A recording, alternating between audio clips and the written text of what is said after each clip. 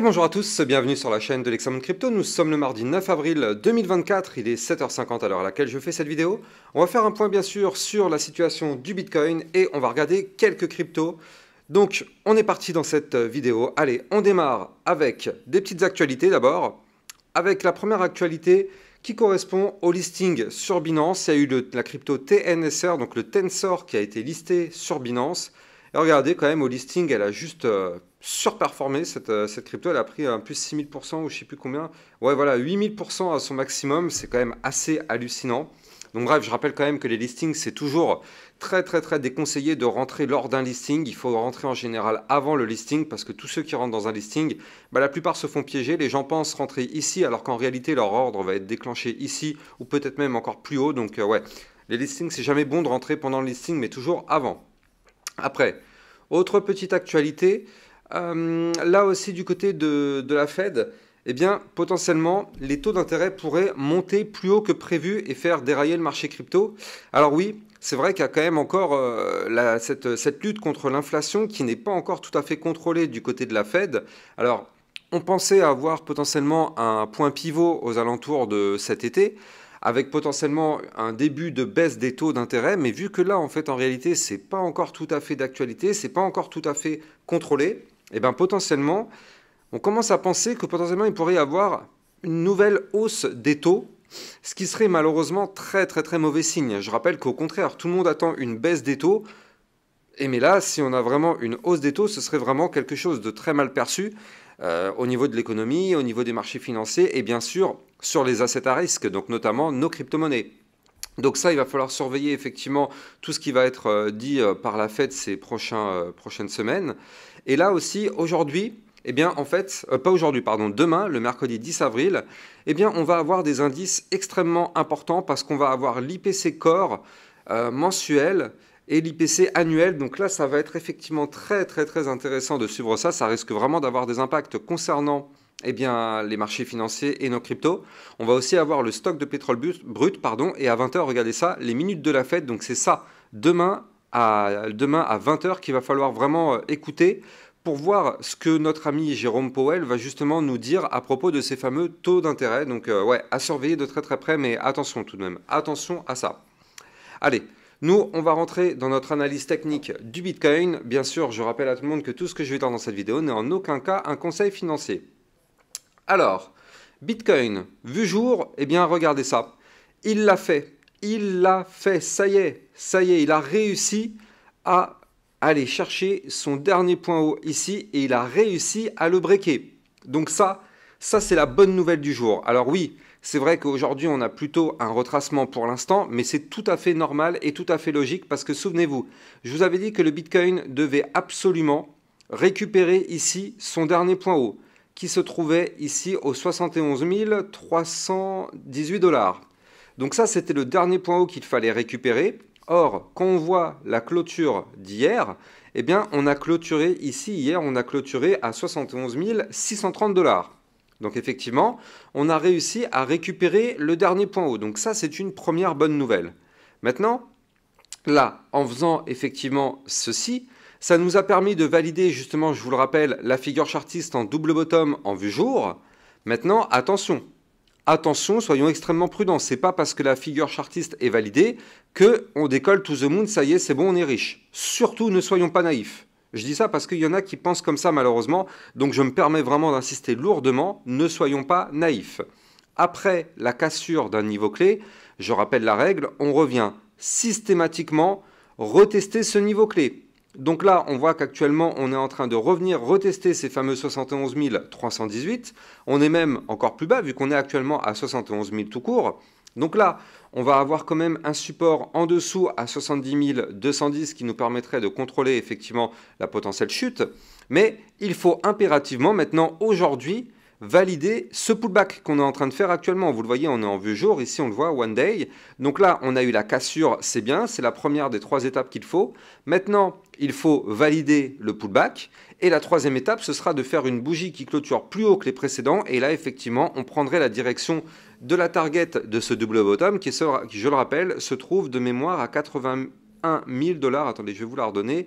Voilà, 81 Ah, ouais, 81 000 $. Donc effectivement, là, on prendrait la direction, mais pour ça, il faut qu'on valide absolument ces 3 étapes. On n'est pas du tout tiré d'affaire, hein. Il faut vraiment bien comprendre ça, parce qu'à chaque fois, je reçois des messages sur Discord. Il y a beaucoup de gens qui ont vraiment du mal à comprendre le fonctionnement. Je rappelle, cassure, pump, pullback, rebond, cassure dernier plus haut, et là, on décolle. C'est comme ça les étapes d'une montée.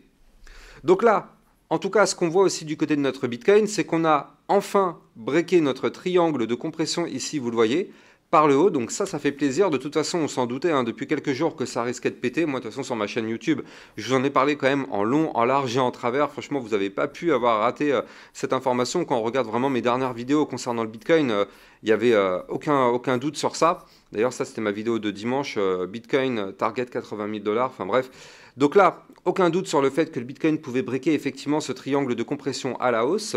Je rappelle que sur mon Twitter, vous allez trouver effectivement toutes mes alertes, toutes mes informations, plein de choses à savoir sur l'univers crypto-monnaie, pardon.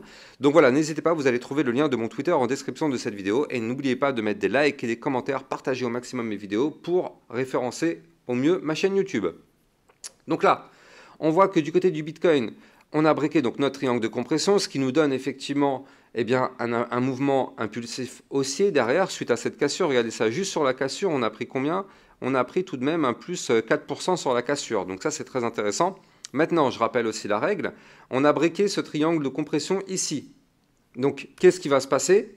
Si vous avez bien compris ce que je vous expliquais tout à l'heure. Et oui, vous avez compris, on risque de revenir retester ce triangle de compression. C'est tout à fait normal, tout à fait logique et tout à fait sain. Donc aujourd'hui, la question c'est, est-ce qu'aujourd'hui on va pump comme ça to the moon sans s'arrêter ou est-ce qu'on va chuter?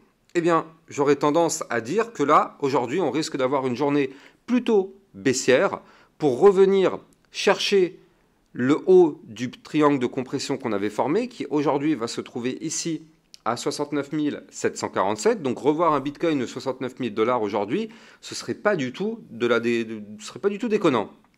Mais on a quand même, donc je rappelle, on a le support des 70 210, puis en dessous, on aura les 69 805 avant d'aller chercher effectivement le haut du triangle de compression qui nous servira là encore de support.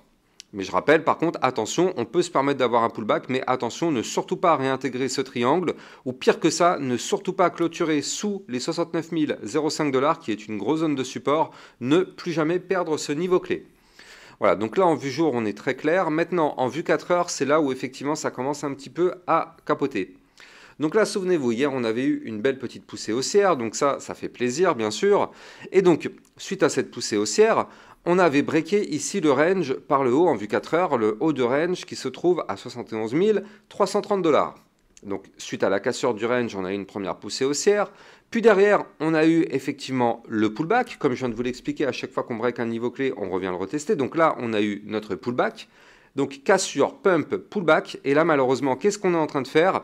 Eh bien, vous le voyez, on tente malheureusement la réintégration du range par le haut. Alors, je rappelle la règle.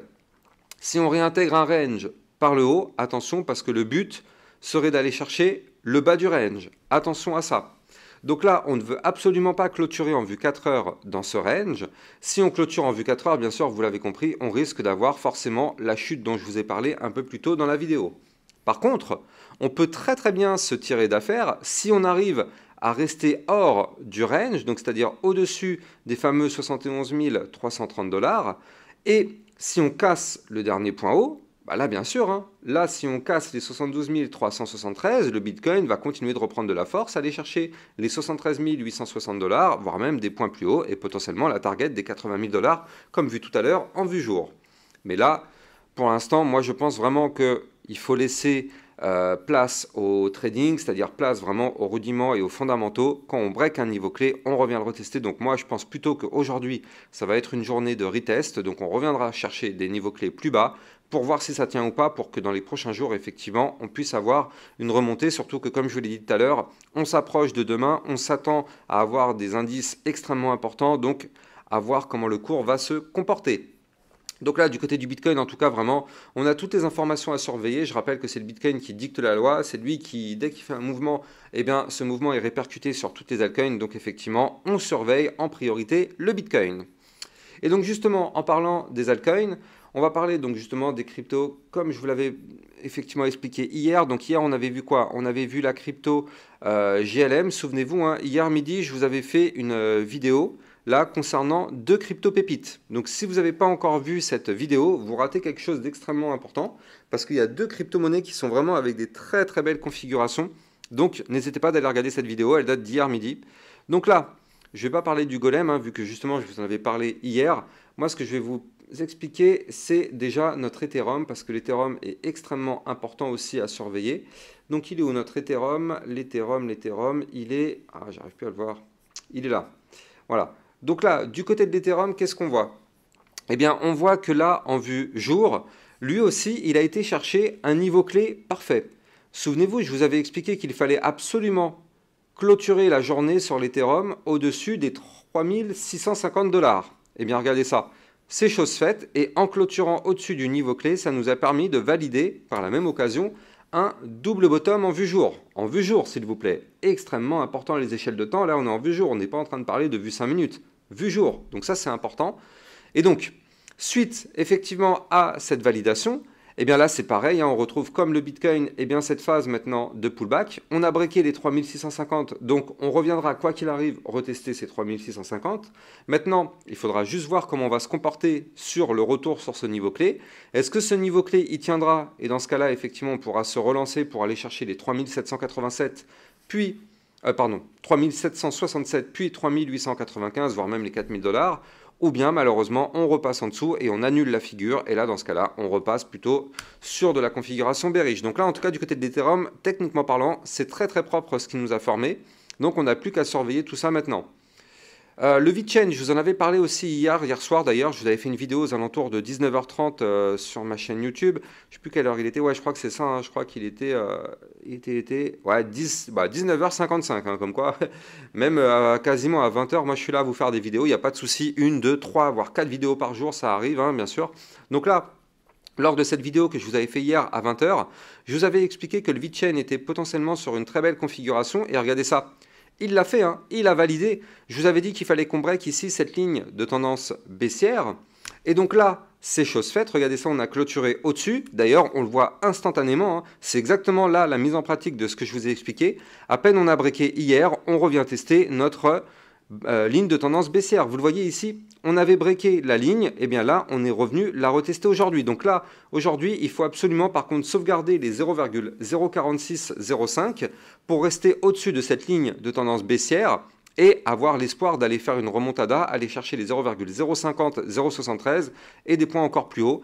Je rappelle qu'on y voit aussi un magnifique double bottom ici, premier bottom, deuxième bottom, figure chartiste de retournement haussier.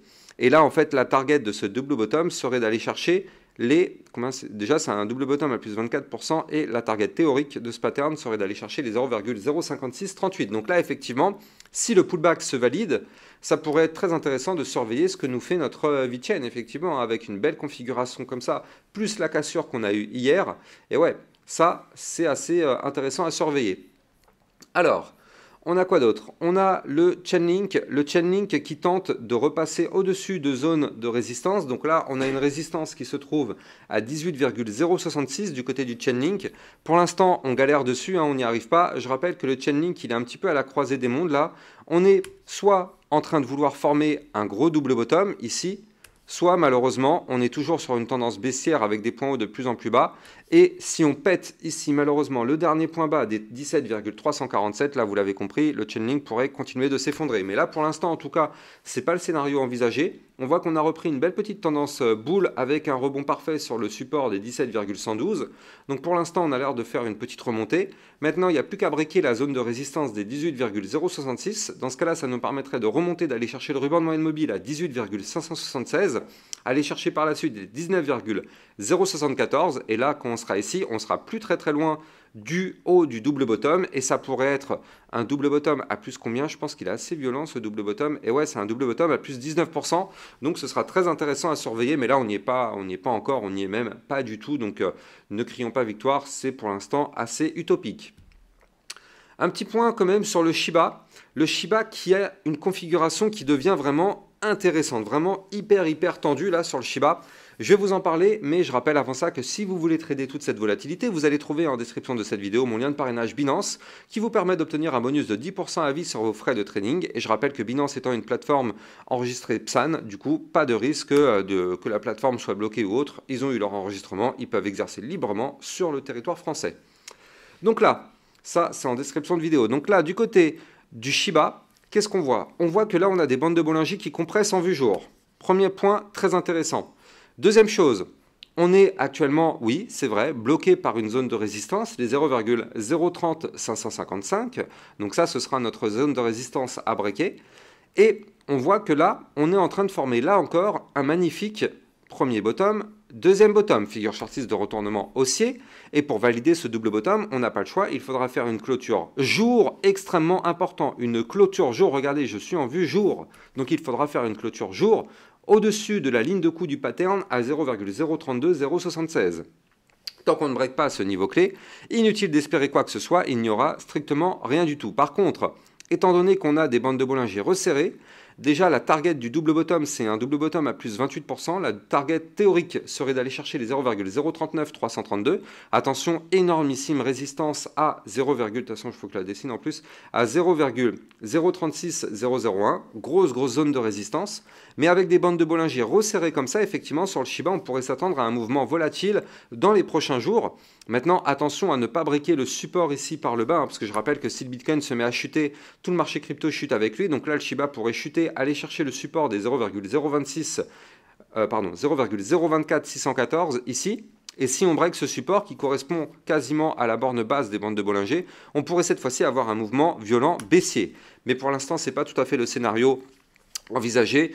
Effectivement, là, sauf si gros crash du Bitcoin, eh bien, notre Shiba pourrait prendre effectivement la direction du double bottom et tenter sa validation pour pourquoi pas aller chercher des points plus hauts. Clairement, le Shiba peut être une crypto à surveiller de très près pour les prochains jours. On n'est pas là, bon je sais, il y a beaucoup de personnes qui sont là pour faire de l'argent. Le projet du côté du Shiba, c'est pas non plus un truc de dingue. Donc derrière, il y a aussi un point de vue vraiment spéculatif. Donc des fois, on peut investir sur des cryptos qui ont vraiment un projet sérieux derrière. Des fois, on peut aussi s'amuser à faire du trading. Voilà, après, c'est à nous de faire nos propres choix. C'est aussi à nous d'avoir nos propres convictions. Il faut toujours, bien sûr, je le rappelle, savoir à quoi servent les projets derrière. Parce que si on investit sur un shitcoin dont il n'y a aucun projet derrière, c'est prendre un risque complètement démesuré, bien sûr. À nous de faire nos propres recherches. C'est ce qu'on appelle le DYOR, le DIOR, Do Your Own Research. Voilà. Quant à moi, n'oubliez pas de venir me suivre sur mon Twitter officiel parce que c'est là-dessus que je vous communique toutes mes informations. Le maximum de choses, ça se passe sur mon Twitter officiel. Vous avez le lien en description de cette vidéo. J'ai plus qu'à vous souhaiter une excellente journée. Je vous dis très certainement à ce midi pour une prochaine vidéo. Ciao, ciao!